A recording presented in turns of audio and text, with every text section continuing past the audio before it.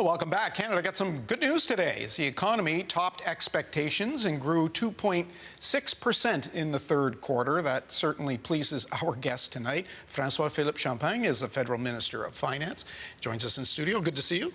Thank you very much. People might have noticed in the wide shot there, you're wearing your boots. There was a reason for that. You spent some time at the Naval Base in Halifax today. And totally. I even got the coin so people can see it, you know, because, well, first of all, the Admiral is from a town not far from where I grew up. And secondly, I must say, Todd, I'm always impressed by the men and women who serve. Every town I go, I try to stop to thank them and look at the equipment and obviously, you know, listen to them. I saw, you know, what always amazed me is the talent, the know-how, the expertise of these men and women. I met a lot of contractors working on the ship, on the submarine. Actually, that's how I'm dressed like that. I was on the submarine. You were on the submarine. Yes. So, dry dock, I must say. Yes. But being refurbished to go to sea. They spend a lot of time in the dry docks, and they'll tell you that's why they need new ones, and I'm sure they're excited about that. Well, it was good to just, you know, I always like when you talk, and, you know, I learned something this morning. You know, I was talking to a number of leaders in the community, business leader, and I like these numbers. I mean, your viewers probably heard that, but 2% of the Canadian population in Nova Scotia, 20% of the armed forces member are in the area, and 40% of the assets. So obviously, when you come to a place like Halifax, Nova Scotia, talking also with Premier Houston, you know, the defense investments we're making resonates. You know, I would say the whole budget resonates with Halifax, with Nova Scotia, with Atlantic Canada, because I think it talks to people. That's the feeling I had when, you know, at the airport, restaurants, hotel, when people stopped me. Really resonates. I want to get to the budget more specifically in a second, but those numbers that came out today, 2.6%. Economists had predicted 0.5% growth. There's still, you know, exports are down, but are we clear of recession? Because that word had been used a lot in the last few months. That's not a word that's been used by others outside of Canada, I must say. You know, when you know, Canada presides the G7, if you look at the International Monetary Fund, they even say for this year and next year, Canada would have the second highest growth in the G7 after the United States of America. So I think what the numbers you're saying are consistent with some prediction. It shows to me that the Canadian economy is probably more resilient than perhaps some had expected, you know, despite the headwind. And let's be honest, there's some headwind, but Canada is not immune to that. I would say the speed, scope, and scale of change is quite unprecedented. I mean, some would go to 1945, some would go to the fall of the Berlin Wall. And it's not just, it's geopolitics, it's trade relationship, it's tariff, but it's also technology, you know, quantum and AI. And so when you have that, I just want to, I'll stop there, but even the International Monetary Fund was saying, you know, there's 2 countries in the world, not even 5. The IMF said there's 2 countries who can really weather that in this new world. It's Canada and Germany. So that's why when I say I'm confident about the Canadian economy, confident about our future, when you compare with other G7 nations, we're doing fairly well. Okay, that's the global perspective. Yeah. But on the ground, Maritimers hear those numbers, 2.6% growth, which is above what was expected. They see the markets are increasing. They go to the grocery store, though, and their dollar is just going not as far as it used to. They're worried about whether they're going to have a job next week, given the uncertainty. What do you say to those folks who say, I don't care what the IMF says. I don't care what the forecasts are. I can barely afford to pay month to month. And I would say if you look at the numbers that we presented, 75% was to do 2 things. One was to protect our sovereignty. The other one was for affordability, because I agree with you entirely. I mean, people care, you know, folks said, okay, I get it. This is where we're going. But what about the end of the week? What about the end of the month? That is, and that's why I say when people have asked me questions about the deficit number, I said, well, 75% of it was really to first protect our workers and our industries. You know, that's part of our Canadian values. You're right, if the numbers look good, but if you're in the lumber industry, it doesn't look so good. If you're in the steel manufacturing, it doesn't look good. If you're in aluminum, if you're in a canola farmer, even if you're a fisher, you know, your export market has been shrinking. So that's why we said we needed first to help people because that headwind I talked about, people feel it at the family table. They feel it on factory floor, they feel it in the fields. And so that was the response we had, was really give more money, leave more money in the pocket of people, so the tax cut, help first-time home buyers, invest in affordable housing, because the biggest measure of affordability is to be able to afford a home, to find a home that would fit in your family budget. So that's why when you put all these things together, I would say first and foremost, I agree with you entirely, Todd. I was just putting in context, where Canada is with the rest. Yeah. But folks who are watching are saying, okay, I get it.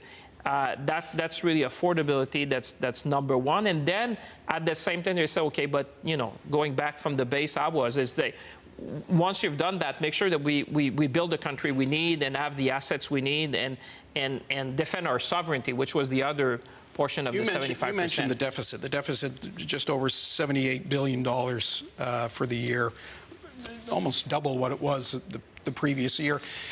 You mentioned generational spending to confront this tariff issue that we're dealing with in the United States. We had generational spending a couple years ago to get us through the pandemic.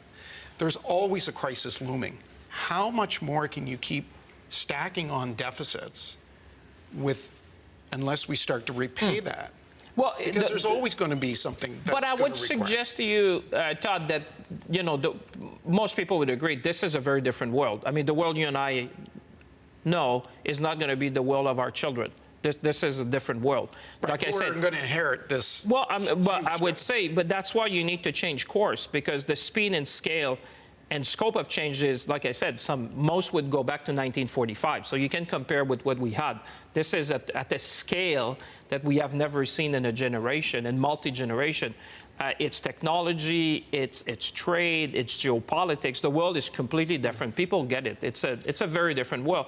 So when you say what we needed to do was to first use our fiscal power to build, invest in infrastructure, invest in housing, invest in our productivity, so that small business can start investing again, protect our sovereignty. But at the same time, what we need to do is, people have been tightening their belt for a lot, for many families have been doing that. So we needed to do the same in Ottawa. That's where we found the $60 billion of savings. And we said, most importantly for people watching, is that 3 years from now, we'll balance our operating spending with our revenues so that whatever we borrow from there is going to be for investment. So people say, well, when I go buy grocery, I spend.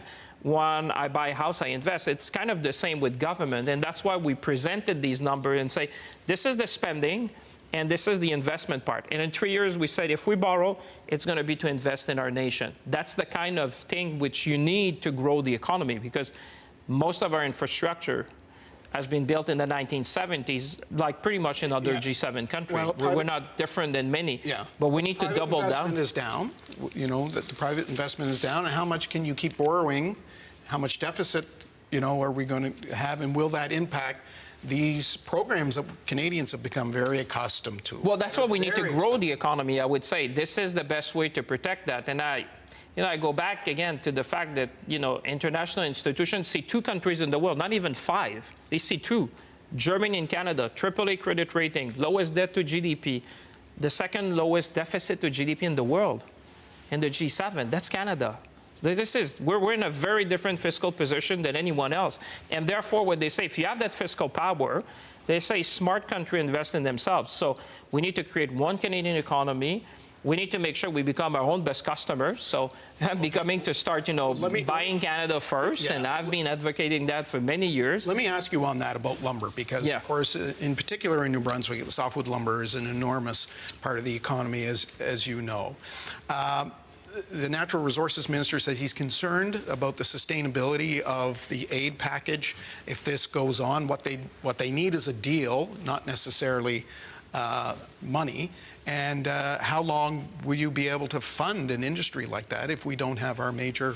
Well, we need to structure demand. The softwood lumber, sadly, and I have all the utmost respect. I spoke to many workers. I mean, they've gone through that so many times. I come from Shawinigan, and there's another gentleman there who told me this has gone for decades. I mean, it wasn't his shingles. Yeah, it wasn't his during his time was also. It just now with 45%, it's basically preventing any export to our southern neighbor. So what do? There's a number of things we can control. Let's be honest. I mean, no one can control the policy, necessarily the trade policy in Washington. Every country in the world, by the way, is paying a price to enter the U.S. market. Canada's no different, although we have a better deal than most, but not in softwood lumber. Like you said, it's very hurting. So what do we do? Like with Build Canada Homes, we said, well, we're going to use Canadian lumber, we're going to use Canadian steel. We need to start to become our own best customers and shore up a bit of demand. Can that make it all? No. Is that going to help to stabilize price? To those that I've spoken, they said, you know, this is going to help because you're increasing demand. And it's not just at the federal level, I'd say, Todd. I was with the Premier and I said, you know, we need to do it federally. We need to do it at provincial level, municipal. I spoke to Mayor Fillmore. And by the way, we need to do all of us because the biggest power we have is the purchasing power. You and I and all the viewers, we can choose to buy Canadian. And if we do that, we're going to support the workers, we're going to support the mills, we're going to support also a Canadian innovation. Minister, we're going to have to leave it there. Thank you very much for your time. I appreciate your busy schedule, and we certainly appreciate you coming. Thank you for having me. It's always a great pleasure to be in town. That's the Federal Finance Minister. We will take a time out. We'll be right back.